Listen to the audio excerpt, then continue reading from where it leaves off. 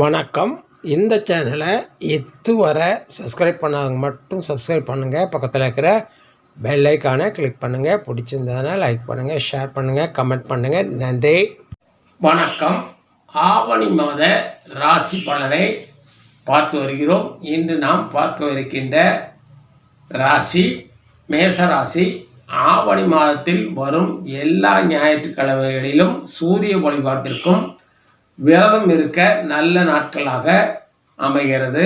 இந்த மாதத்தில் ஆவணி அவிட்டம், விநாயகர் சதுர்த்தி, கிருஷ்ண ஜெயந்தி, ஆவணி மூலம், ஆவணி அமாவாசை மற்றும் சனி பிரதோஷம் சிறந்த விசேஷ நாட்களாக அமைகிறது. இந்த நாட்களில் அந்தந்த தெய்வங்களை வணங்கி அவர்களுடைய அருளாசியை பெற்று உங்களுடைய நன்மைகளை மேலோக்கிக் கொள்ளுங்கள். மேசராசி அன்பர்களே, செவ்வாயை ராசிநாதனாகவும் அசுவதி, பரணி, கார்த்திகை ஆகிய நட்சத்திரங்களை கொண்ட உண்மை அன்பும் பக்தியும் கொண்ட மேசராசி அன்பர்களே, இந்த மாதத்தில் உங்கள் ராசிநாதன் செவ்வாய் 6ல் வலுவுடன் அமர்ந்திருப்பதால் உங்கள் கடன் தொல்லைகளுக்கு தீர்வு கிடைக்கும், நோய்கள் அகலும். மாதத்தை நடத்தும் கிரகமான சூரிய பகவான் 5ல் ஆட்சி பொறுப்பேற்றிருப்பது உங்களுக்கு நன்மைகளையே தரும். 11ல் ராகு லாபத்தை அள்ளி தருவார். மாதம் பிறக்கின்ற முதல் நாளில் உங்கள் ராசியில் உள்ள கார்த்திகை நட்சத்திரத்தில் அமர்ந்திருக்கும் சந்திரனால் பல வகையிலும் பணம் வந்து சேரவிருக்கிறது. சுக்கிரன் முதலில் 3லும் பிறகு 4லும் இருக்கிறார். பொன் பொருள் சேரும், வாகன வசதிகள் உண்டாகும், வருவாய் அதிகரிக்கும். புதன் 4ல் இருக்கும் வரையும் பின்பு 6க்கு செல்லும் வரையிலும் பல நன்மைகளை தருவார். இந்த மாதம் தொழில், வியாபாரம் போன்றவை விருத்தியடையும். 7.5 சனியின் தாக்கம் குறைவாகவே காணப்படும். செலவுகள் கட்டுக்குள்ளேயே இருக்கும். அவ்வாறு செலவுகள் ஏற்பட்டாலும் உபயோகமான செலவுகளாகவே அமையும். கடந்த மாதங்கள் போலல்லாமல் இந்த மாதம் சிறப்பான நல்ல பலன்களையே சந்திக்கவிருக்கிறீர்கள். எந்த இடத்தில் எச்சரிக்கையாக இருக்க வேண்டும் என்பதையும் கூறுகிறேன். சூரிய பகவான் 5ஆம் வீட்டின் அதிபதி 5லேயே சென்று அமர்ந்திருக்கிறார். அவர் உங்கள் வீட்டுக்கு நட்பு கிரகமும் கூட. இந்த மாதம் உங்கள் வருவாயை அதிகரித்து கொடுப்பார். உங்கள் குழந்தைகளின் பரிபூரண உதவிகளை பெற்று மகிழ்வீர்கள். குழந்தைகளின் வளர்ச்சி பிரமிக்கத்தக்க வகையில் அமைந்திருக்கும்.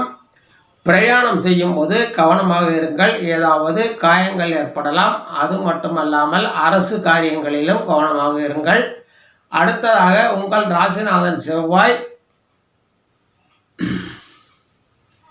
கன்னியில் அமர்ந்திருக்கிறார். அவர் உங்கள் ராசிக்கு 7ஆம் இடத்தின் அதிபதியும் ஆவார். உங்கள் ஆரோக்கியம் அதிகரிக்கும், தேகதிடம் கூடும், எதிரிகள் பணிவர், தலைமை பண்பு அதிகரிக்கும். குடும்பத்தில் உங்கள் துணை உங்களுக்கு பல வகையிலும் உறுதுணையாக இருப்பார். மகிழ்ச்சி மேலோங்கும். சேவை தொழில்கள் வளம் பெறும். கூட்டு தொழில் செய்பவர்கள் லாபம் பெறுவார்கள். கடன்களை அடைப்பதில் முனைப்பு காட்டுவீர்கள். வருவாய் அதிகரிப்பால் நிம்மதி அடைவீர்கள். சிறிய சிறிய நோய்கள் வந்து மறையும் என்பதால் கவனமாக இருங்கள். புத பகவான் உங்கள் ராசிக்கு 3 மற்றும் 6இன் அதிபதி ஆவார். அவர் மாதத்தின் முற்பகுதியும் பிற்பகுதியிலும் நன்மைகளை கொடுப்பார். இடைப்பட்ட காலங்களில் பொருட்களை வாங்கி விற்கும் தொழில் செய்பவர்கள் சில சோதனைகளை சந்திக்கலாம். மற்ற நாட்களில் வருமானம் கூடும். தாய்மாமன் வழியில் நன்மைகள் உண்டாகும். சகோதர உறவு மேம்படும். புதிய வேலை தேடுபவர்களின் முயற்சிகள் வெற்றி பெறும். நீங்கள் எதிர்பார்த்த வருவாயுடன் வேலை அமையும். 4 மற்றும் 5ல் அமரவிருக்கின்ற சுக்கிர பகவான் அவர் உங்கள் ராசிக்கு 2 மற்றும் 7ஆம் வீட்டின் அதிபதியும் ஆவார். குடும்பத்தில் குதூகலம் அதிகரிக்கும். பூர்வீக சொத்திலிருந்து வருமானம் கிடைக்கும் வாய்ப்புள்ளது. கொடுத்த வாக்கை காப்பாற்றி நற்பெயர் எடுப்பீர்கள். உங்கள் பேச்சில் சாதுரியம் காரியங்களை சாதித்து கொடுக்கும். உரிமைகளுக்காக குரல் கொடுப்பீர்கள். ராகு 11ல் லாபத்தில் அமர்ந்திருக்கிறார். உயர்ந்த சுவையான உணவு வகைகள் கிடைக்கும். பணம் பல வழிகளிலும் வந்து சேரும். மனைவி மக்கள் நோய் நொடிகளின்றி புதுப்பொலிவுடன் விளங்குவார்கள். சமூகத்தில் மதிப்பும் மரியாதையும் அதிகரிக்கும். தெய்வ பக்தி மேலோங்கும். பிறர் பணம் உங்களுக்கு வந்து சேரும்.